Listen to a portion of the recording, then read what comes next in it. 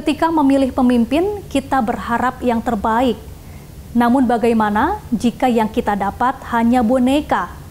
Boneka ini tersenyum di depan dan berbicara tentang masa depan cerah. Namun setiap langkahnya sudah diatur oleh dalang di belakang layar. Pakar hukum tata negara Refli Harun menyebut, jika di Pilkada Jakarta terdapat calon perseorangan yang diloloskan, hal itu dipastikan untuk menghindari lawan kotak kosong. Refli Harun menyatakan rekayasa suara di Pilkada Jakarta tidaklah mudah. Anti kekuasaan, anti kimplas, anti pembelian semua partai politik, itu akan berkumpul di kotak kosong. Ya, okay. Terlalu berisiko lah katakanlah. Ya, karena kotak kosong nggak ada ideologinya. Bisa kalah nanti. Pokoknya si dia kumpul kotak kosong dan bisa kalah. Ya. Tapi kalau misalnya, saya tidak mengatakan Dharma Pongrekun itu calon boneka. Bukan. Ini adalah calon yang fortunately ada, ya. Tiba-tiba kok untuk menghindari kotak kosong, makanya diloloskan dalam tanda kutip ya. Dalam tanda kutip. Okay. Ya.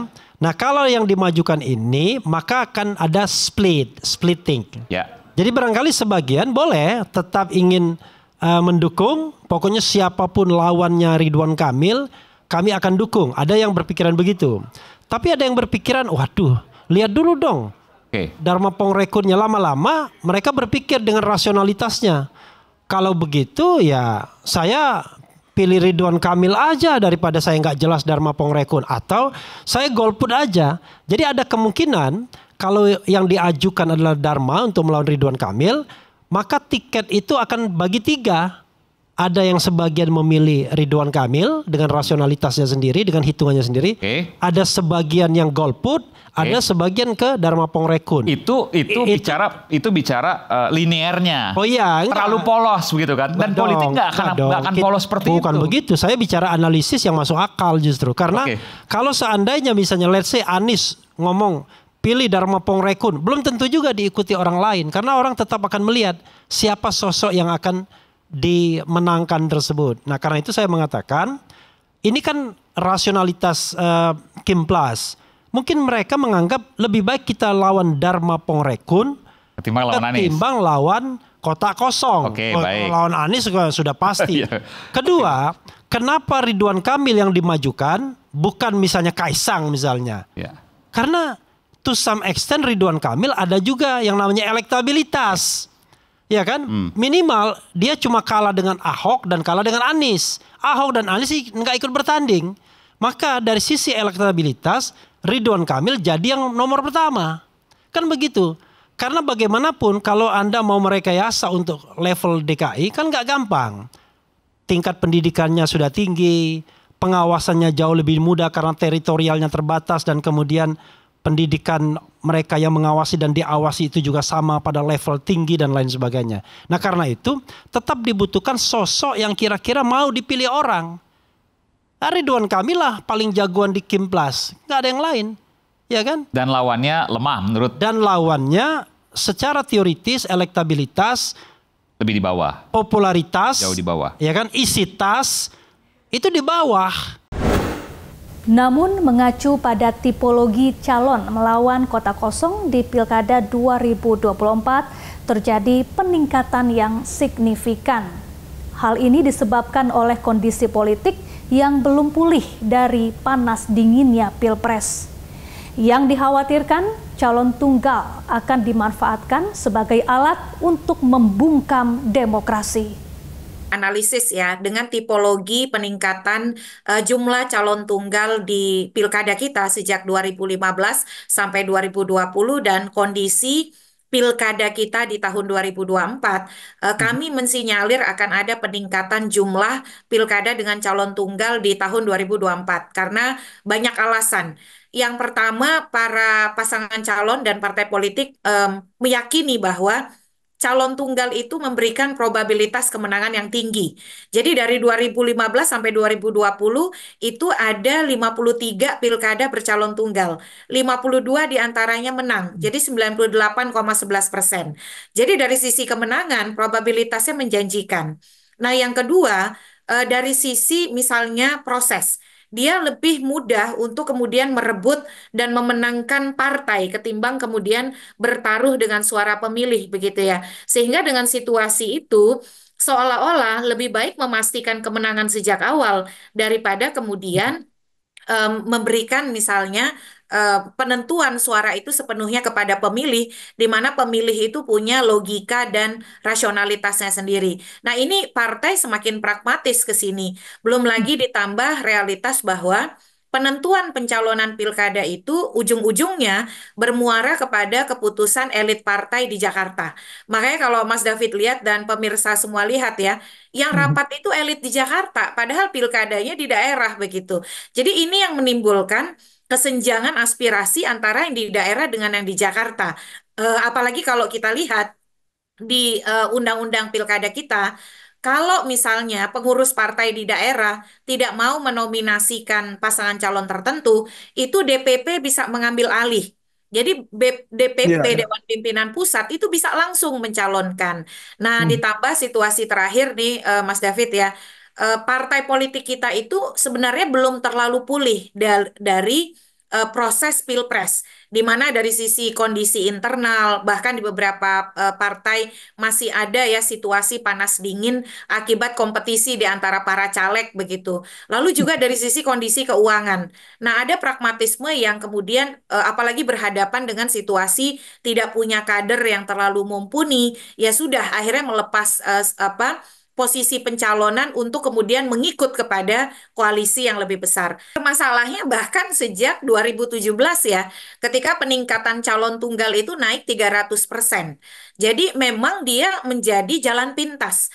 Kalau dulu partai-partai itu merapat ke calon yang kuat, biasanya petahana atau orang yang elektabilitasnya tinggi. Karena partai tidak mau istilahnya keluar uang banyak dan kemudian rugi begitu ya, karena mereka akhirnya tidak menang pilkada. Jadi ada kecenderungan merapatnya adalah ke petahana atau figur yang kuat. Nah, di 2024 ternyata ada tren yang agak berbeda. Hmm. Selain kemudian ditentukan betul oleh kepemimpinan partai di tingkat pusat, ternyata justru calon tunggal diduga kuat menjadi alat justru untuk membungkam calon yang elektabilitas dan punya kekuatan dukungan di masyarakat. Jadi daripada Contohnya, mungkin kalau ya, boleh disebutkan dalam ya sebut saja sekarang DKI ini mungkin Jakarta ya. Mas DKI Anies Jakarta barangkali itu begitu ya. betul, di DKI Jakarta itu kan terlihat ya, kalau fenomena calon tunggal sejak 2015, justru yang partai-partai itu merapat ke figur-figur seperti Anies Baswedan. Tetapi justru di Pilkada 2024, figur dengan elektabilitas tinggi, lalu kemudian dengan dukungan yang kuat di masyarakat, aspirasinya juga kuat, justru itu yang kemudian kesulitan mendapatkan dukungan. Nah, selama ini kan kita selalu mengatakan partai itu orientasinya kemenangan elektoral. Makanya Hmm. mengangkat orang yang populer, orang yang elektabilitasnya tinggi. Dan itu juga yang menjadi pertimbangan bahkan di Pilpres kan.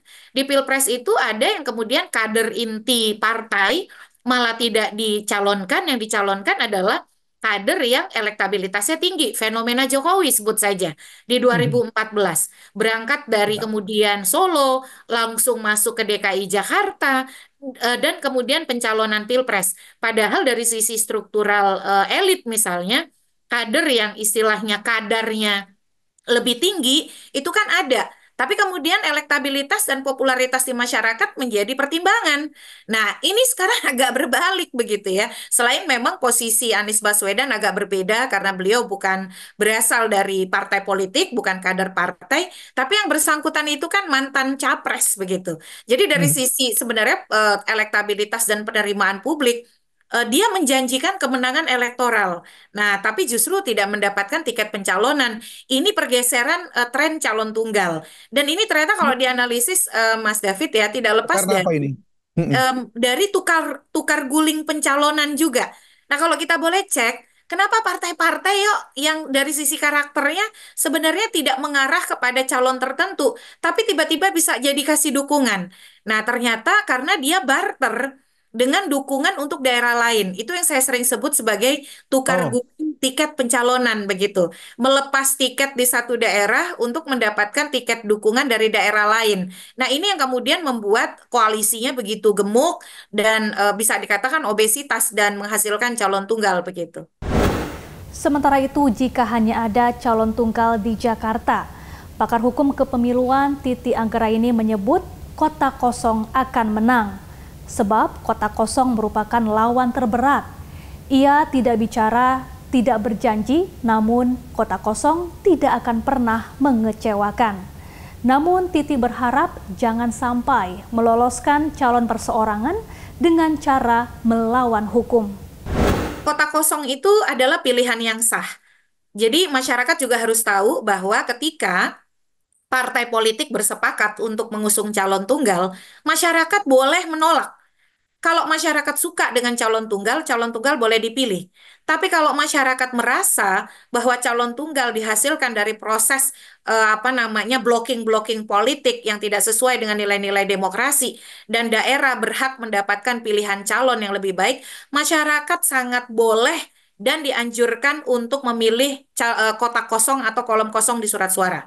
Karena itu dijamin oleh konstitusi kita dan dijamin oleh undang-undang kita ya, Undang-Undang Nomor 10 Tahun 2016.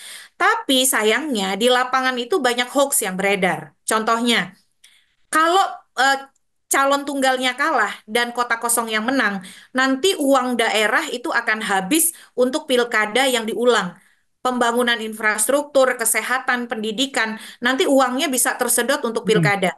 Nah, yang benar bagaimana tuh, Mbak Titi? Nah, itu tidak benar tuh. Jadi jangan sampai kemudian publik dibebani tanggung jawab yang seharusnya itu menjadi tanggung jawab partai politik kita. Jadi kalau partai politik tidak mau kota kosong misalnya menang, ya sodorkan calon dong, kompetisi yang betul-betul kompetitif. Karena hak rakyat itu kan 5 tahun sekali, dijamin oleh konstitusi. Mereka berhak untuk menyalurkan aspirasi politiknya, dan yang paling penting, anggaran daerah itu kita pakai untuk hak kita itu 5 tahun sekali begitu. Dan di beberapa daerah Ya. bahkan yang memimpin kita tidak kita pilih karena adanya penjabat. Itu yang pertama. Yang kedua, Mas David, masih ada sosialisasi yang kurang maksimal, yang menganggap bahwa karena di surat suara itu kan hanya ada satu foto, hanya ada foto pasangan calon versus kolom kosong di sebelahnya ya, atau kotak kosong. Jadi banyak banyak masyarakat kita yang tidak terpapar pendidikan politik yang menganggap ya karena yang dipilih itu pasangan calon, sebab yang difasilitasi alat peraga oleh KPU. Kan KPU itu dapat memfasilitasi alat peraga ya bagi pasangan calon. Nah, yang difasilitasi alat peraga itu hanya pasangan calon tunggal. Jadinya di sejumlah daerah yang saya pantau, pemilih seolah-olah merasa yang karena ada orangnya itu hanya dia, ya kalau Coblos lah itu ya. pilkada itu nyoblosnya orang begitu ya. Mereka tidak tahu bahwa kota kosong di sebelah si pasangan calon tunggal itu boleh dipilih. Nah, ini jadi Baik. tantangan kita bagi KPU untuk pendidikan politik, untuk Ya. masyarakat sipil dan juga media untuk mencerahkan masyarakat. Baik. Nah, lalu bagaimana Anda melihat potensi kota kosong untuk Pilgub Jakarta? Kalau kota kosong versus calon, saya melihat dengan kualitas dan dinamika pemilih Jakarta, sudah pasti itu kota kosong yang akan menang. Tapi problemnya adalah Mas David, jangan sampai ada cara-cara misalnya untuk meloloskan calon perseorangan secara melawan hukum begitu ya. Karena Maksudnya gimana? Memunculkan calon boneka begitu atau gimana? ya kan kita sama-sama belajar dari pilkada di Solo ya, Surakarta, bagaimana di 2020 itu riset misal atau laporan jurnalisme dari salah satu media besar menemukan kejanggalan soal pencalonan calon perseorangan begitu ya. Jangan sampai kita mendukung calon perseorangan, tetapi tentu saja dengan cara-cara yang benar, cara-cara yang kredibel. Jangan sampai kemudian ada upaya-upaya untuk menggunakan cara-cara ilegal untuk meloloskan calon Hmm. perseorangan. Saya yakin kok partai politik di Jakarta ini paham kalau mereka mengusung calon tunggal pasti mereka kalah. Tapi Pasti kalah ya. jangan sampai juga kemudian merekayasa begitu. Tapi paling penting begini Mas, kita ini kan mestinya partai politik itu menjadi sumbu saluran aspirasi rakyat. Nah, apa yang kemudian dikehendaki oleh rakyat jangan diputus, diamputasi. Karena kenapa? Tingkat kepercayaan masyarakat terhadap partai politik saja sekarang semakin lama semakin menurun. Mestinya mestinya partai politik itu betul-betul menjadi artikulasi aspirasi dan kepentingan warga. Ini jadi aneh gitu ya. Baik, Kok tapi kan itu justru harapan harapan Mbak Titi, harapan kita bersama. Tapi perlu nggak mereformasi sistem kepemiluan kita untuk mencegah erosi demokrasi ini? Ya, ke depan saya kira baik di Pilpres ataupun Pilkada, syarat pencalonan berupa 20% kursi atau 25% suara sah pemilu legislatif itu harus dihapuskan. Makanya seperti saat ini ya, saya menggugat ke Mahkamah Konstitusi untuk pencalonan di Pilpres, ambang batas pencalonan Pilpres. Di Pilkada misalnya ada Partai Buruh dan sejumlah partai-partai non-parlemen yang melakukan upaya hukum. Nah, itu kita harus dukung. Karena ternyata itu menjadi alat sandera. Dan kalau saya komparasikan dengan salah satu negara, misalnya di Turki, Turki juga mengenal persyaratan pencalonan berupa ambang batas kursi atau suara. Nah, kalau di mereka itu suaranya itu cuma 5%. Di kita 25% loh. Jadi betul-betul tidak logis ya dari sisi persyaratan. Nah, memang juga harus difikirkan soal misalnya larangan memborong semua dukungan. Kalau di Meksiko itu ada ketentuan tuh. Kalau misalnya partai sudah meraup di atas 40%, dia itu harus berhenti. Dia tidak boleh lebih dari 40%. Di kita ini bahkan ada yang 25% kursi calon tunggalnya, potensi calon tunggalnya itu memborong sampai 23 kursi. Hanya menyisakan 2 kursi begitu. Nah, itu kan sangat tidak sehat ya. Masalahnya yang jadi calon tunggalnya ini yang elektabilitasnya justru rendah begitu. Polemik calon kepala daerah Jakarta melawan kota kosong pupus sudah. KPU Jakarta meloloskan pasangan Dharma Pongrekun dan Kurun Wardana sebagai bakal calon jalur independen atau perseorangan. KPU Jakarta pun menepis isu yang menyatakan pihaknya meloloskan pasangan Dharmakun agar Pilkada Jakarta tidak hanya diikuti paslon tunggal. Ya, KPU pada prinsipnya bekerja sesuai dengan ketentuan peraturan perundang-undangan. Kami memastikan prosedur berjalan sesuai dengan ketentuan yang seharusnya. Jadi KPU tidak bisa mengatur lolos atau tidak lolos, tapi ini semuanya proses verifikasi faktual di lapangan dengan diawasi secara melekat oleh teman-teman Bawaslu, juga ada teman-teman pemantau, kemudian rekapitulasi dilakukan secara berjenjang dari tingkat kecamatan, tingkat kabupaten kota, dan hari ini berakhir di tingkat provinsi, seperti itu. Semua berkat kerjasama dan juga dari pihak KPU maupun Bawaslu yang senantiasa membimbing dan mengoreksi pekerjaan tim sehingga kami bisa memahami dan memperbaiki waktu demi waktu, walaupun melalui beberapa proses sempat ada sengketa, dan sengketa itu bukanlah sengketa yang dibuat-buat. Ya, memang itu adalah proses. Dan saya di sini juga perlu mengkoreksi apabila ada anggapan-anggapan bahwa kok sudah tidak lolos kemudian lolos. Proses sengketa itu terjadi karena ada mekanisme di mana pada saat proses tim mengupload data ke Silon, kami dirugikan selama 23 jam ketika itu. Itu proses kenapa dilakukan sengketa ke Bawaslu. Dan itu diperbolehkan menurut aturan. Karena kami dirugikan sehingga kami memperjuangkan hak kami. Kemudian setelah dinyatakan bisa melanjutkan untuk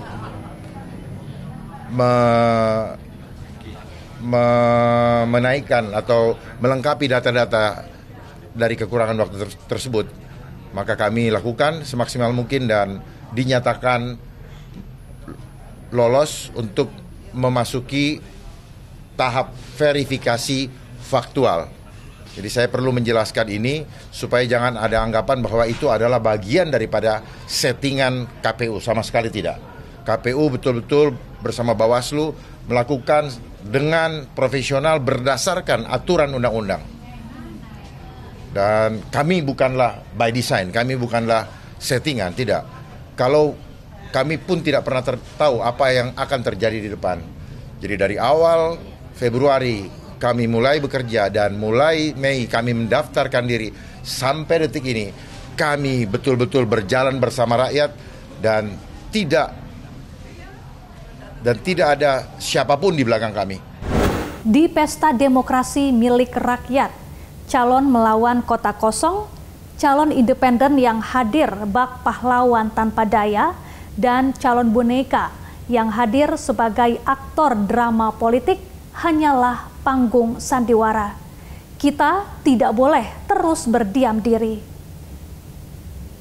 Masyarakat sebagai pemegang kekuasaan tertinggi harus mulai mengambil peran untuk menentukan masa depan negeri, agar menghasilkan demokrasi sejati, bukan sekadar ilusi yang bersemi. Saya, Syafaati Suryo, pamit undur diri. Terima kasih dan sampai jumpa.